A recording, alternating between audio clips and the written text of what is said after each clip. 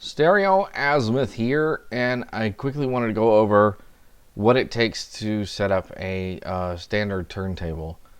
These set of instructions can go for like any turntable. I have a SL1200, but even if you have a Riga or Audio Technica that has a standard mount, not a P mount, the standard mount tone arm, then these instructions will apply. So at the very end, I'll kind of show you what you do for the vertical tracking adjustment if you have that on your particular turntable. Not every tone arm has that adjustment, the vertical tracking angle. So we'll go over that. I mean, all the SL1200s basically have that. So, but only, I mean, you really only have to adjust it in case you have a cartridge that's too tall, and you have to raise the back end of the tone arm up. So, but let's just quickly go through the process. So there is a process that you want to set the angle, like where the cartridge is in the head shell first before you do anything else. So it's setting the angle in the head shell. Then you set the weight, or your tracking weight, also called the vertical tracking force, VTF. And then you set your anti-skate. So it kind of goes from the most difficult to like the easiest when you go through this process. So you'll kind of see what I mean.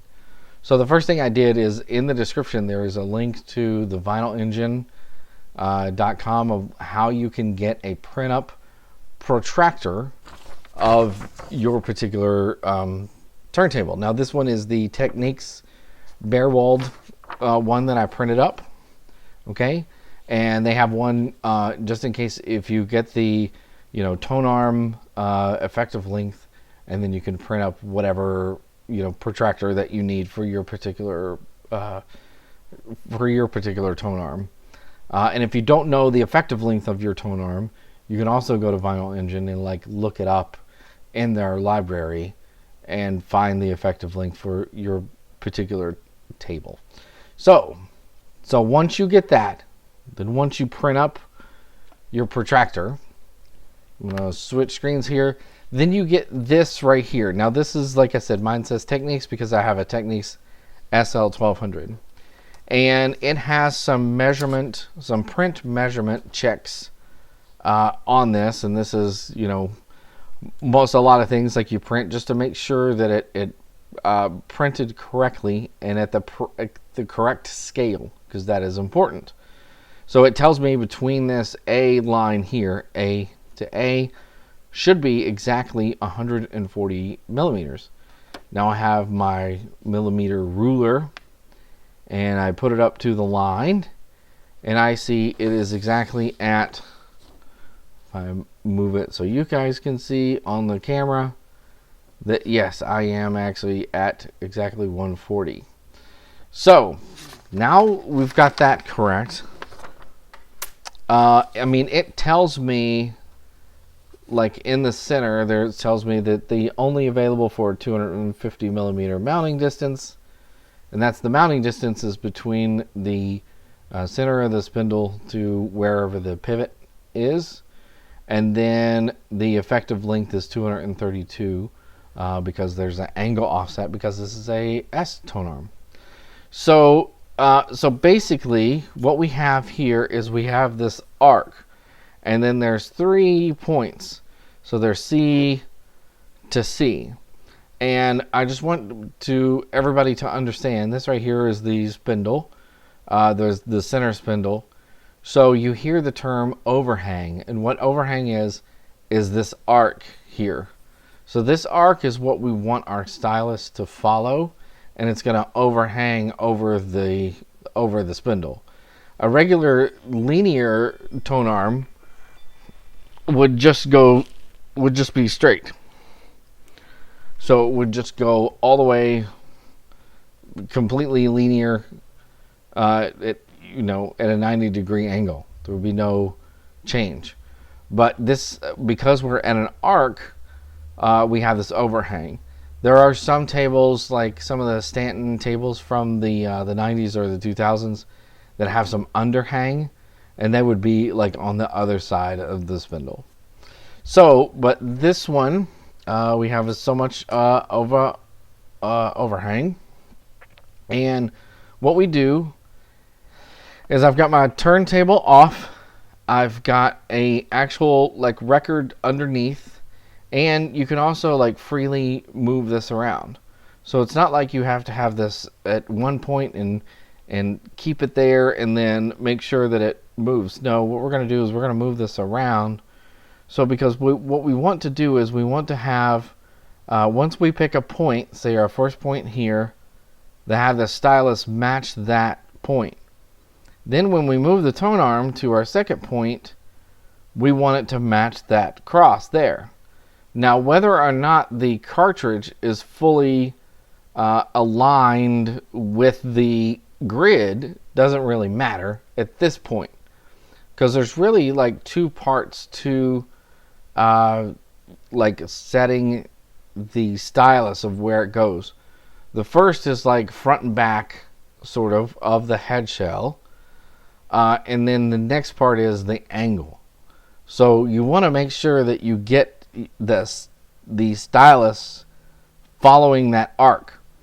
So I've already set mine, so it's a little bit more difficult, but basically if I pick this X and I go, okay, this is where it marks, and then I go to the second one, and say I go to the second one and the cartridge is, it's hitting at a spot way further back than the X, than where everything crosses, then I would move the head shell forward, okay, a little bit, just a little bit. All you do is just loosen up the screws on the top just just a little bit to where it's still snug, but you can move it around. If you have a Techniques table, when you make that adjustment, you can actually lock the tone arm and take it off and then make that adjustment if that's a little more comfortable for you. But once you make that tiny adjustment, and just make tiny adjustments, don't make big adjustments, just make tiny adjustments and see. Now, if you say, okay, well, I moved it forward, that means if I moved it forward, it's no longer, if I keep my platter at the same location, it's no longer going to hit that X, okay? So say that my, X hit here, and then like I go back, it's like, well, it's not going to hit, but it matched that one point before, then it's not going to match again. So yeah, you have to move the arc, because basically what you're doing is you're making the arc a little bit bigger when you move the head shell forward. So, and you're going to go back and forth. Like, go back, see if it matches all 3 points. If it doesn't, make a little adjustment. Go back, make sure it matches all 3 points. And like I said, it's pretty easy. If you're over on the second one or the third one, then move it forward. If you're under on the second one, move it forward. If you're over on the second one, then move it back. And then just move your platter back in place to start at the point again. Just make sure it follows that arc. The next thing you're going to do is you're going to line it up to that grid to where it is fully square. So because once you get your stylus, you could still be off. Like the stylus could be marked, but it's following that arc, but it's not fully aligned in this grid properly. So that's part number 2. So once you get your arc, then you go back again, and then you do the same thing. You kind of twist it instead of moving it back and forth at this time. You're actually going to be twisting it. So say that, it doesn't fit in here, it needs to be twisted. So, but you still, once you twist it, you have to make sure that it's still following the arc. And then if it isn't following the arc, then you got to make an adjustment. And then you got to see if it's then, once it lines up on the arc, then you go back again and see if it's lining up in the grid. And you keep going back and forth. And sometimes it takes, a while. It's, 5, 6, 7 times. I mean, just make tiny adjustments. be patient, and then the last thing that you do is once you've got it, you're like, okay, everything is good. Then you take your screws and you screw it down, and then you're still not done. You got to check it again, because you could still tighten it up and then something moved. And yes, those little movements are important. You want to make sure that it is very exact as you can get it. So if you tighten it down and then you go back and go, oh, it's not square anymore, or oh, it's not following the arc as much as it was before when it was just snug, then you gotta, just be careful, be patient, make some adjustments, because once you get this set in the head shell, then you are good. You hardly have to touch it again. You usually have to, you can check your alignment, after that, but you're going to be a lot closer than doing it for the first time, or if you just, changed your cartridge and then you have to go through that painstaking, check. So, because the next two things are fairly easy. All we're going to do at that point is set our vertical tracking force and our anti-skate. So let me move the camera so we can set our vertical tracking force. So I have a SL1200, which has this dial gauge here, okay? Now, the dial gauge is going to help me dial it in. If you have a Riga or if you have another table that doesn't have a dial gauge, then you're basically forced to use like a scale, okay? And you can get scales, and I'll even give you a link to where you can get one, unaffiliated link from Amazon. They're really cheap. So you set the weight to whatever your cartridge specifies. I have an Ortophone 2M blue, and the 2M reds are the same, which means that my, maximum vertical tracking force is 1.75 grams. So that's what it's set to. So, but where I got to this marking is that, this tone arm weight, the way that it works is on the back. When you turn it counterclockwise, it adds weight to the end, to the head shell, and turning it clockwise removes weight from the head shell. So, but where you get that 0 point, this dial, this moves. So you say, wait, why does it move? Why does it zero out? Well, you can have different head shells weigh different things. So what you have to do is you have to zero out your tone arm to get it to, to adjust this dial. So we got to adjust this dial. We got to find our 0 point. Once we find our 0 point, then we turn the dial. So how do we find our 0 point? Well, we find our 0 point by first turn our anti-skate to 0. Okay? The next thing that we're going to do is we're going to add a bunch of weight. And then we're going to release the tone arm. Okay? And then to where it floats up in the air. So mine is now floating like way too far above. Okay? It's floating like it's, gone crazy. As high as it'll go. That is not a 0 point. What we want the 0 point to be is around record playing level, but not at record playing level.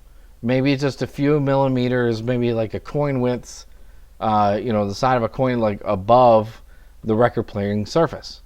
So what I'm going to do is I'm going to add weight by turning counterclockwise. And I'm just going to do it a little bit at a time. And I'm looking at the scale, and I'm only adding like half a gram at a time. So now it's floating a little bit better, okay? Because 0 means kind of like zero gravity. Now that's a little bit better. It's floating, but it's still not down close to the record playing surface. So I'm going to add some more. So now it's getting a lot better. Some people would probably call that zeroed, but I'm still not confident. It's still not close enough to the record surface to me, so I'm going to add about 1/4 of a gram. Okay, now that's closer. I'm going to add another 1/4. Oh, that's even better. That is perfect. So now that it is, I can push it and it is on the record playing surface. That is a zeroed tone arm. Okay, now what I'm going to do is I'm going to lock it in place. I'm going to hold. We'll move back over here so you can see. Now I've locked my tone arm in place. I'm going to hold the back of the turntable weight, and I am going to turn this dial to where the marking is on 0, because therefore I know that is where and the light is too much, that is where I know that my tone arm is zeroed. So now I know that this scale is now accurate, and when I turn to the left, I can add my 1.75 grams. And then I'm done. So the next thing I have to do is set my anti-skate. That's the last part of the adjustment. It's the last part of the alignment. Anti-skate's pretty easy.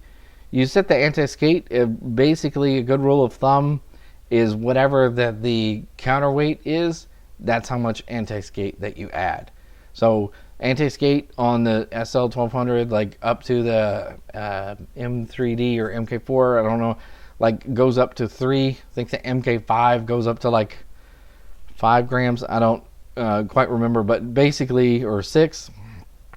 But this only goes up to 3, so I'm going to add, and I have my little, you probably can't see on the screen, but there's a little arrow to the left that I put it on 1.75. And then I'm done. The only thing is like, I will show you, like if you have a head shell like a SL1200 that you can remove the head shell. If I switch, okay, like say this one right here, I put my, I want to play my Shure cartridge now. I'm going to take my ortophone off, and I'm going to put my Shure cartridge on. Well, now, 2 things. Number 1, the tracking force is going to be wrong, because this head shell wants, for the specifications, for the Shure M97XE is 1.25 grams. But I can't just move this to 1.25. The reason why is it's not accurate to my new cartridge that I put on. This new cartridge actually weighs a whole gram more than my 2M Blue. So basically what I have to do is I have to zero out the tone arm again to make sure that this dial is accurate. So every new cartridge, unless it's the same exact cartridge that that, like say I've got another 2M Blue, say I've got a 2M Red, then I know that they weigh exactly the same. But if they don't weigh exactly the same, then every new cartridge you have to zero out your tone arm once again. So because if I bring it up to 0, if I bring it up to 0, it is way too high. So I've got to add about a gram more of tracking force down.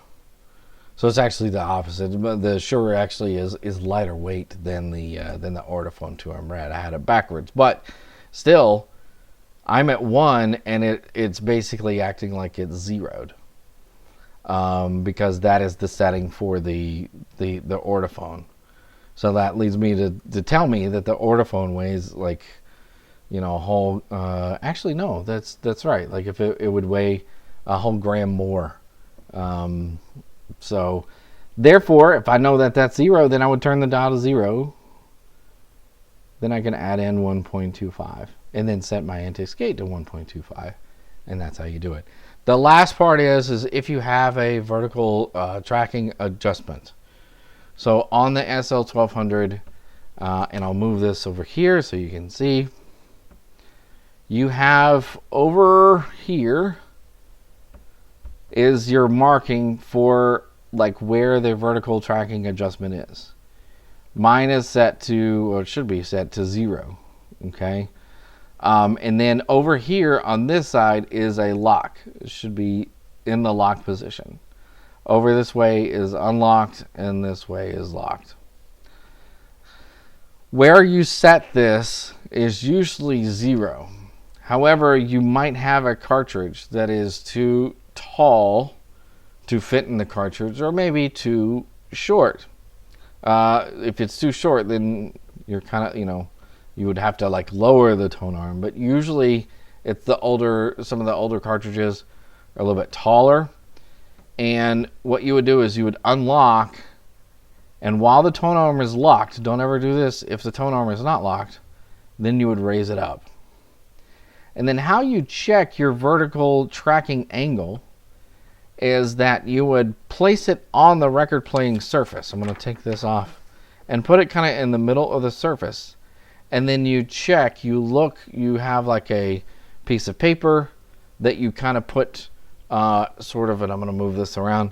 You take like a piece of paper or a ruler, and you put it on this side, and you look from this side, and you get down on the record playing surface, like you get, and you look to see if the tone arm is actually level. For S tone arm, it's always better to do it on like the longer side, so you can kind of see. And don't spin the record just while you're checking, because then the record will be moving around and whatnot. So, and you have to be very careful because your tone arm is sitting on the record playing surface. Always use a record I don't really care that much about when I do this, because as long as it's a record, because you want it to be the height of whatever that you're playing, and then you can make your adjustments accordingly. So once I go, oh well, now this is too tall, I need to lower my VTA, then you would put it back, lock it, unlock the VTA adjustment, move it back, then lock it, then put it on, then check your VTA again. Okay, so once you do that, that shouldn't affect, like the VTA can sometimes like affect the alignment and can actually affect the tone arm weight. I haven't really seen where it's changed that much at all, because basically it's usually set. You're just like moving the angle of how the cartridge is hitting the record. But just check everything again just to make sure everything is a-okay and you don't have to make any adjustments. So it's always good to double check before you play a record. And there you go. That's how you set. That's how you change everything. That's how you set a standard turntable. So, and like I said, the painstaking part of the protractor and all that kind of stuff is setting that arc is probably the hardest thing. But once you get that done, then you're pretty much set. So I hope everybody enjoyed this video. It took me a little while to get all the steps down, but like I said, be sure to like and subscribe. I'm gonna have some more audio stuff that's not completely turntable related, some DIY stuff, and some other like product reviews and some maybe even some industry interviews. So thanks very much. You guys take care.